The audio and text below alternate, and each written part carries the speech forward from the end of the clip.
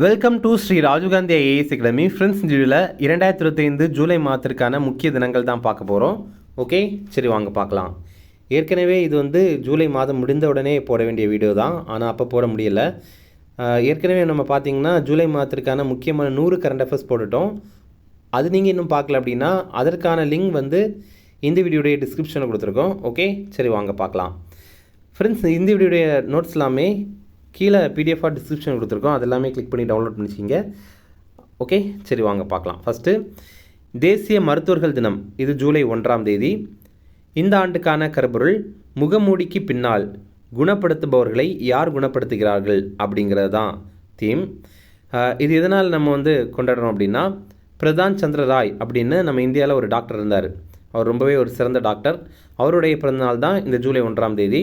அவர் 1882 ஆண்டு பிறந்தார்.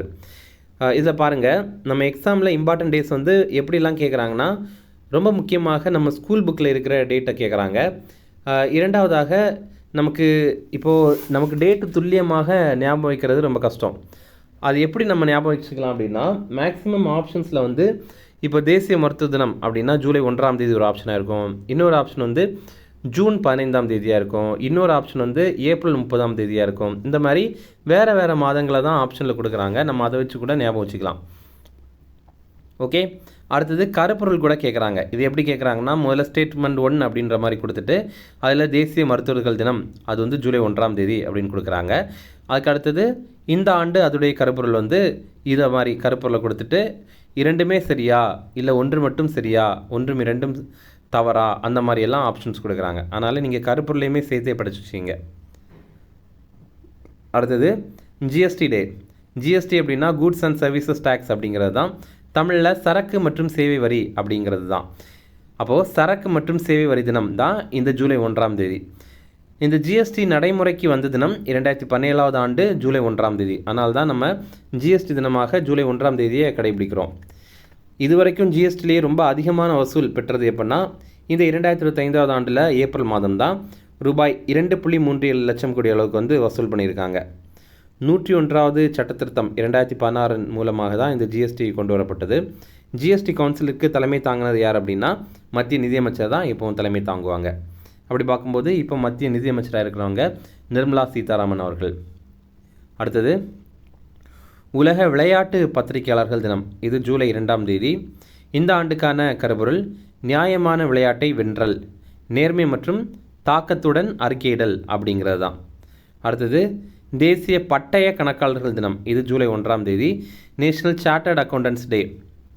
ஐசிஏஐ அப்படிங்கிற அமைப்பு, ஐசிஏஐ அப்படின்னா institute of chartered accountants of India அப்படிங்கிற அமைப்பு, இது 1949ஆம் ஆண்டு ஜூலை 1ஆம் தேதி தான் தொடங்கியிருந்தாங்க. அதனால தான் நம்ம இந்த தேசிய பட்டய கணக்காளர் தினத்தை ஜூலை 1ஆம் தேதி கொண்டாடுறோம். அடுத்தது சர்வதேச கூட்டுறவு தினம். இது ஜூலை 5ஆம் தேதி. இந்த ஆண்டுக்கான கருப்பொருள் கூட்டுறவுகள் சிறந்த உலகத்திற்கான உள்ளடக்கிய மற்றும் நிலையான தீர்வுகளை இயக்குதல் அப்படிங்கிறது தான். ஐநா சபையுடைய சர்வதேச கூட்டுறவு ஆண்டு 2025. இந்த ஆண்டை சர்வதேச கூட்டுறவு ஆண்டாக ஐநா சபை கடைபிடிக்கிறாங்க. அடுத்தது உலக ஜூனோசிஸ் தினம். இது ஜூலை 6ஆம் தேதி. ஜூனோசிஸ் அப்படின்னா விலங்குகிட்டேருந்து மனிதர்கள்கிட்ட பரவுற நோயை தான் ஜூனோசிஸ் அப்படின்னு சொல்லுவாங்க. 1885ஆவது ஆண்டு ஜூலை 6ஆம் தேதி வெறிநாய் கடித்த சிறுவனுக்கு லூயிஸ் பாஸ்டர் அவர்கள் முதல் முறையாக ரேபிஸ் தடுப்பூசி போட்டார். அந்த தினத்தை தான் நம்ம இந்த தினமாக கடைபிடிக்கிறோம். ஃப்ரெண்ட்ஸ், நம்ம ராஜீவ்காந்தி ஐஏஎஸ் அகாடமியில் டிஎன்பிஎஸ்சி குரூப் 1 எக்ஸாமுடைய மெயின்ஸ் எக்ஸாமுக்கான இலவச டெஸ்ட் சீரிஸ் லான்ச் பண்ணியிருக்கோம். இதில் நீங்கள் ஜாயின் பண்ணோம் அப்படின்னா ஸ்க்ரீனில் தெரிகிற நம்பருக்கு கால் பண்ணி பேசிக்கலாம். அதே மாதிரி இப்போ வரப்போகிற போலீஸ் கான்ஸ்டபிள் எக்ஸாமுக்காக ரொம்ப குறைந்த கட்டணத்தில் நம்ம டெஸ்ட் சீரிஸ் லான்ச் பண்ணியிருக்கோம். இதுலேயுமே நீங்கள் ஸ்க்ரீனில் தெரிகிற நம்பருக்கு கால் பண்ணி பேசி ஜாயின் பண்ணிக்கலாம். அடுத்தது உலக மக்கள் தொகை தினம். இது ஜூலை 11ஆம் தேதி. இந்த ஆண்டுக்கான கருப்பொருள் இளைஞர்கள் தங்கள் விரும்பும் குடும்பங்களை நியாயமான மற்றும் நம்பிக்கையான உலகில் உருவாக்க அதிகாரம் அளித்தல் அப்படிங்கிறது தான். இதனால் நம்ம ஜூலை 11ஆம் தேதியை இந்த மாதிரி உலக மக்கள் தொகை தினமாக கடைபிடிக்கணும்னா, 1987ஆவது ஆண்டு ஜூலை 11ஆம் தேதி உலகத்துடைய மக்கள் தொகை 500 கோடியை எட்டியிருக்கு. அதனால தான். அடுத்தது சர்வதேச மலாலா தினம். இது ஜூலை 12ஆம் தேதி. மலாலா யூசுஃப்சாய் இவங்க வந்து பாகிஸ்தானுடைய ஆர்வலர். இவங்க பிறந்த தினம் தான் இந்த சர்வதேச மலாலா தினம். இவங்க 1997 ஆண்டு ஜூலை 12ஆம் தேதி பிறந்தாங்க. இவங்க 17 வயதில் 2014 ஆண்டில் அமைதிக்கான நோபல் பரிசு வந்து பெற்றிருக்காங்க. அப்படி பார்க்கும்போது நோபல் பரிசு பெற்ற மிக இளையவர் வந்து இவங்க தான். அடுத்தது தமிழக கல்வி வளர்ச்சி தினம். இது ஜூலை 15ஆம் தேதி. முதல்வர் கருணாநிதினால் 2016 ஆண்டு இந்த தினம் வந்து அறிவிக்கப்பட்டது.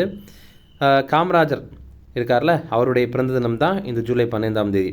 அவர் 1903 ஆண்டு பிறந்தார். 1975 ஆண்டு அக்டோபர் 2ஆம் தேதி மரணம் அடைந்துட்டார். காமராஜர் வந்து முதலமைச்சராக இருந்த காலம் வந்து 1954 ஆண்டுலேருந்து 1963 ஆண்டு வரைக்கும். அடுத்தது உலக இளைஞர் திறன் தினம். இது ஜூலை 15ஆம் தேதி. இது ஏற்கனவே டிஎன்பிஎஸ்சி எக்ஸாமில் கேட்ட கொஸ்டின். இது வேர்ல்டு யூத் ஸ்கில் டே என்னைக்கு அப்படின்னு கேட்டிருந்தாங்க. உலக இளைஞர் திறன் தினம் வந்து ஜூலை 15ஆம் தேதி. 2014 ஆண்டிலிருந்து ஐநா சபை இதை அறிவித்து கடைபிடித்துட்டு இருக்காங்க. இந்த ஆண்டுக்கு கருப்பொருள் என்ன அப்படின்னா, செயற்கை நுண்ணறிவு மற்றும் டிஜிட்டல் திறன்கள் மூலம் இளைஞர்களுக்கு அதிகாரம் அளித்தல் அப்படிங்கிறது தான். அடுத்தது உலக பாம்பு தினம். இது ஜூலை 16ஆம் தேதி.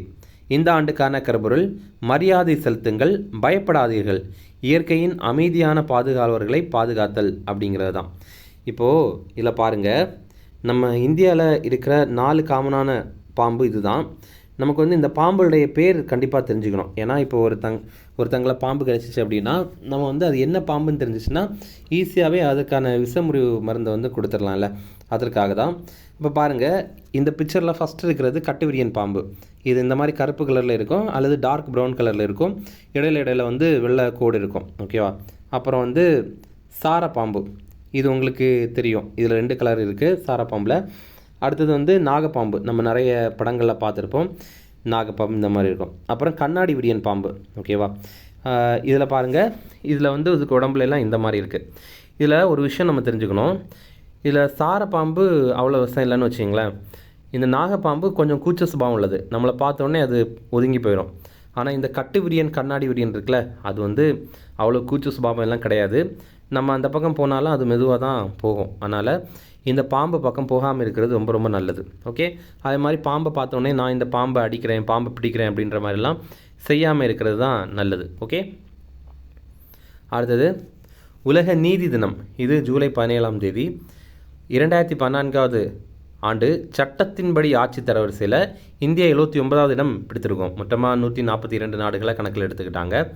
ஓகே, அடுத்தது தமிழ்நாடு தினம். இது ஜூலை 18ஆம் தேதி. இது முதல்ல மெட்ராஸ் ஸ்டேட் அப்படிங்கிறது தான் நம்ம தமிழ்நாடுடைய பேராக இருந்தது.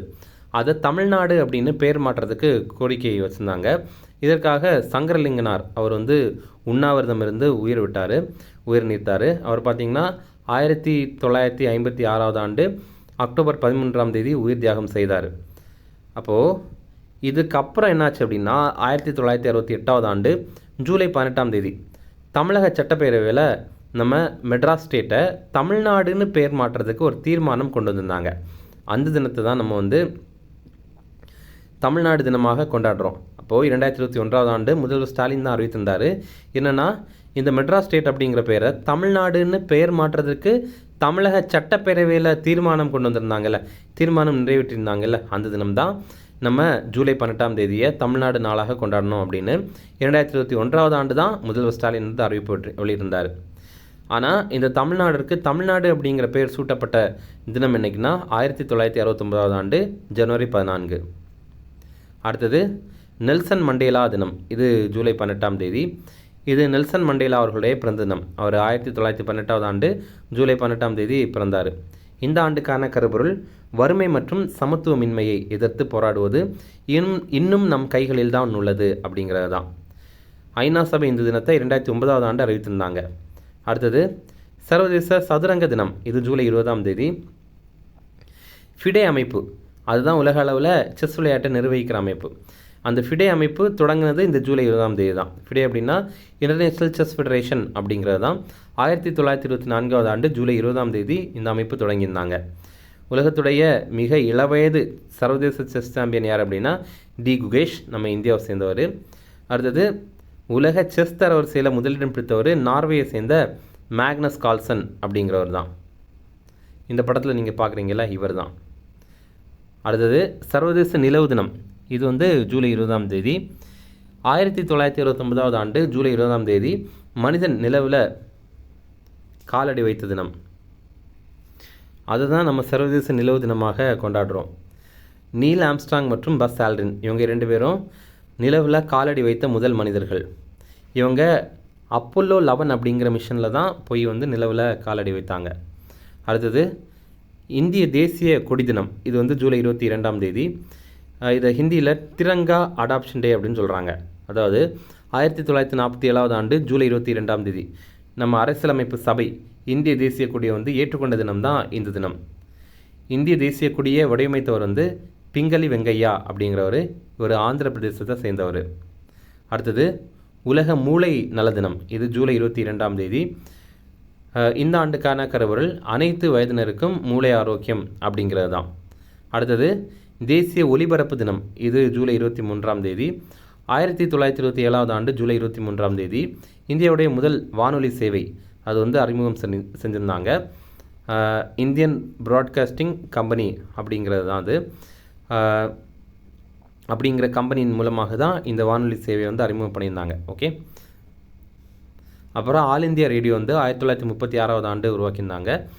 அது வந்து 1956 ஆண்டு ஆகாஷ்வாணி அப்படின்ற மாதிரி பேர் மாற்றம் செய்திருந்தாங்க. அடுத்தது தேசிய வருமான வரி தினம். இது ஜூலை 24ஆம் தேதி. 1860 ஆண்டு ஜூலை 24ஆம் தேதி அன்றைக்கி தான் சர் ஜேம்ஸ் வில்சன் அப்படிங்கிறவர் முதல் முறையாக வருமான வரி வந்து விதித்திருக்காரு.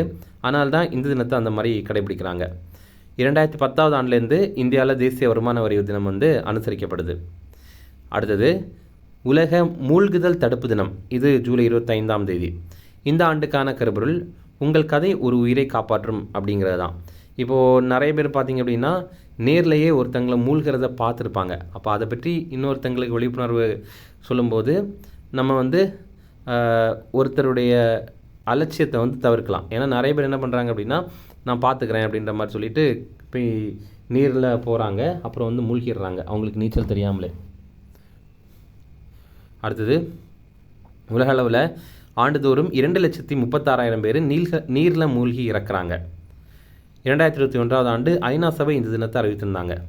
அடுத்தது உலக சதுப்பு நில காடுகள் தினம். இது ஜூலை 27ஆம் தேதி. இந்த ஆண்டுக்கான கருப்பொருள் நமது எதிர்காலத்திற்காக ஈரநிலங்களை பாதுகாத்தல் அப்படிங்கிறது தான்.